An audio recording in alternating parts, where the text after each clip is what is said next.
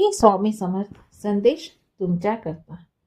स्वामी समर्थ महाराजांचा प्रत्येक संदेश हा भक्तांसाठी जीवनाला दिशा देणारा आहे. येथे एक सुंदर बोधकथा दिली आहे जी स्वामी समर्थांच्या शिकवणीचा सार सांगते. संदेश आहे, काळजी करू नकोस, मी तुझ्या पाठीशी आहे. एकदा एक गरीब शेतकरी स्वामी समर्थांच्या दर्शनाला आला.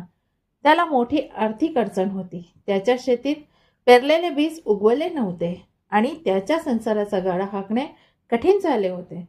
तो खूप दुःखी होऊन स्वामी समर्थांना म्हणाला, माझ्या आयुष्यात अंधारच अंधार आहे, काहीही चांगलं होत नाही, तुम्हीच मला वाचवू शकता.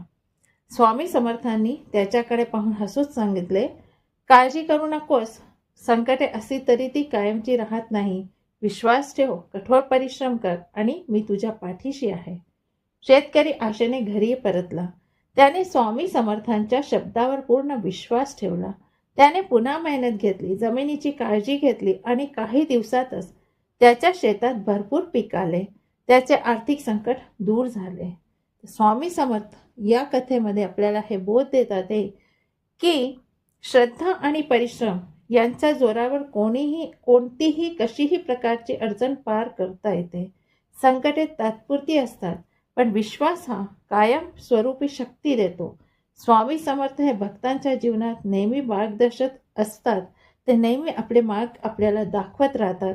फक्त विश्वास ठेवायचा आणि आपल्या कर्मांना कधी पण कमी नाही पडू द्यायचे. कर्म आपले सतत चालू असायला हवे. तेच श्रद्धा आणि विश्वास आणि कर्म आपल्याला आपले यश प्राप्तीचे एक साधन बनून जातात. श्री स्वामी समर्थ.